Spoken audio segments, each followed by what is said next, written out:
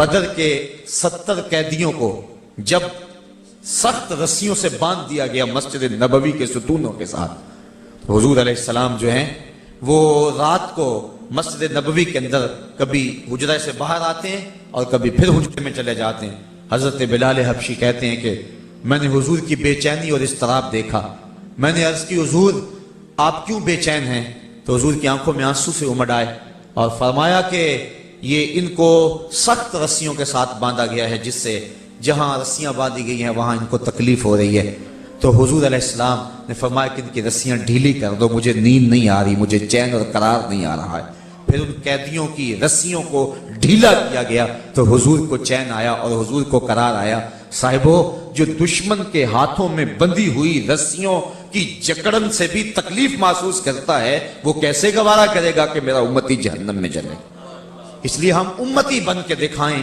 حضور نبی رحمت صلی اللہ علیہ وآلہ وسلم سے یقیناً نہیں دیکھا جائے گا کہ میرا امتی جہنم کی آگ میں جلے۔ اور حضور کے وہ سجدے جو حشر کے میدان میں ہوں گے کتب صحاح کے اندر موجود ہیں کہ اللہ تعالیٰ فرمائے گا محبوب سر انور اٹھاؤ، جیسا کہو گے ویسا کر لیں گے۔ تو اللہ تعالیٰ کی بارگاہ میں حضور یہی کریں گے، رب حبلی امتی امتی، اے اللہ میری امت، اے اللہ میری امت۔ اللہ فرمائے گا محبوب جا، جس کے سینے میں رائی کے دانے کے برابر بھی ایمان ہے میں نے اس کی بھی مغفرت کی۔ تو حضور پھر سجدے میں سر رکھ دیں گے اور اللہ تعالیٰ پھر فرمائے گا محبوب سر اٹھا، تو حضور پھر امتی امتی کہیں گے۔ تو اللہ فرمائے گا محبوب جس کے سینے میں رائی کے دانے سے بھی کم، اس سے بھی کم، اس سے بھی کم ایمان ہے میں نے اس کی بھی مغفرت فرما دی۔ حضور پھر سجدے میں سر رکھ دیں گے اور اللہ تعالیٰ فرمائے گا ارفع راسک یا محمد سل، اے پیارے محبوب سر تو اٹھائیے، بات تو کیجئے، جو کہو گے مانیں گے، جس کی شفاعت کرو گے قبول کریں گے۔ تو حضور پھر سر اٹھا کے کہیں گے امتی امتی۔ اللہ کہے گا محبوب اب کیا ماجرا ہے؟ تو حضور کہیں گے یا اللہ مجھے اختیار ہی دے دے۔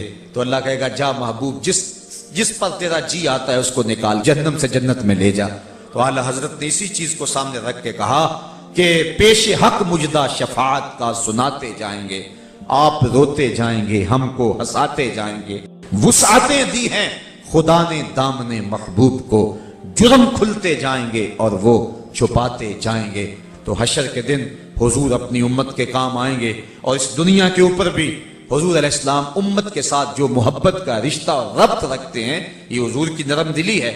فرمایا لولا ان اشک علی امتی لامرتهم السواک عند کل وضوء، اور اس کو مسند امام احمد بن حنبل نے یوں نقل کیا لفرضتهم السواک عند کل وضوء، کہ میں اگر اپنی امت پر اس بات کو مشکل نہ جانتا تو میں ان کے اوپر لازم کر دیتا کہ وہ ہر وضو کے ساتھ مسواک کیا کریں۔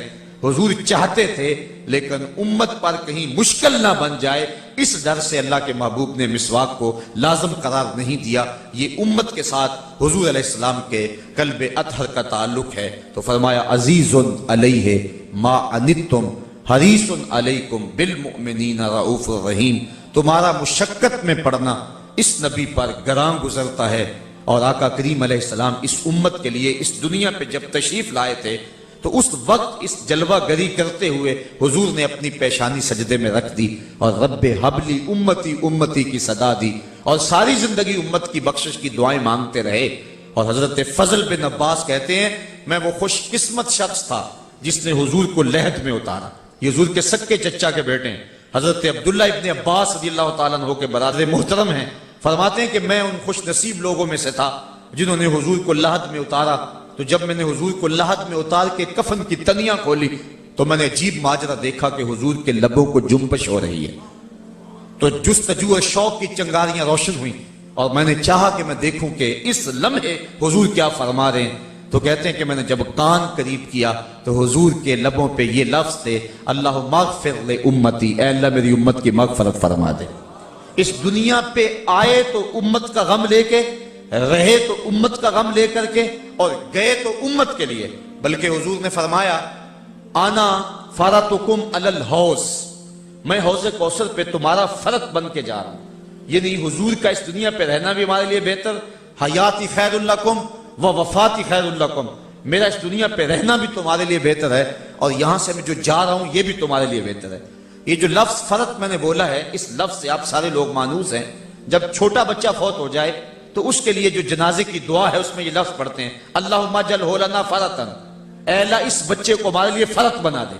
اور بچی ہو تو اللہم اجعلھا لنا فرطن، اے اللہ اس بچی کو ہمارے لیے فرط بنا دے. تو یہ ہم دعا مانگتے ہیں کہ اللہ اس کو فرط بنا دے. تو یہ فرط کیا ہے؟ تو اس کا ہم ترجمہ کرتے ہیں ذخیرہ آخرت. تو عرب میں ہوتا یہ تھا، آج کل تو دور بدل گیا، تو اس وقت جب قافلے چلتے تھے تو دوپہر کے وقت یا شام کے وقت قافلے جب پڑاؤ کرنا ہوتا تو چند جوان آدمی تنو مند صحت مند تیز رفتار گھوڑوں پہ ان کو لشکر سے اور قافلے سے آگے روانہ کرتے کہ تم ذرا آگے آگے چلے جاؤ اور کوئی شجر سایہ دار تلاش کرو. یہ قافلے کا اندازہ کر لو کتنے لوگ ہیں، اور ایسا کوئی درخت تلاش کرو ہم جس راستے پہ جا رہے ہیں اس راستے پہ جس پر یہ اتنے لوگ بیٹھ سکیں اور پڑاؤ کر سکیں. اور وہاں جا کر کے اس درخت کے نیچے جو کانٹے ہیں اور جو زمین کی ناہمواری ہے اس کو درست کرو اور چٹائیاں بچھا دو، پانی کا وہاں بندوبست کرو تاکہ جب تھکا ہوا قافلہ وہاں پہنچے تو اس کو جا کے اپنے بیٹھنے کی جگہ خود نہ بنانی پڑے، وہ پہلے سے ان کے لیے تیار ہو، اور جب وہ وہاں پہنچے تو آسودگی کے ساتھ بیٹھ جائے.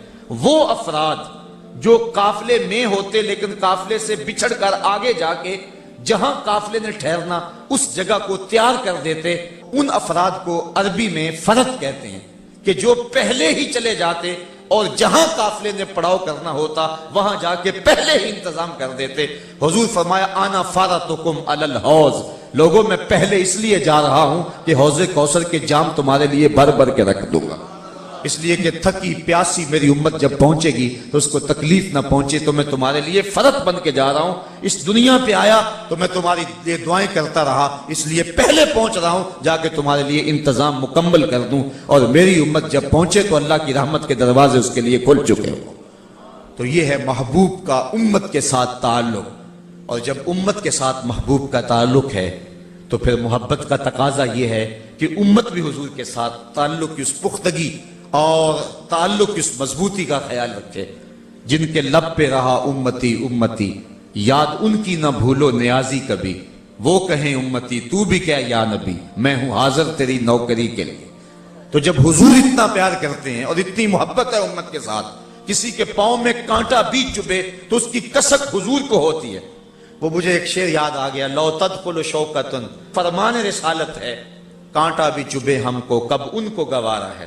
تو یہ حضور کو گوارا نہیں ہے کہ ہمارے پاؤں میں کانٹا بھی چبھے، اور کسی کا تکلیف اور مشقت میں پڑنا حضور پر گراں گزرتا ہے، حضور کے لیے تکلیف کا باعث بن جاتا ہے.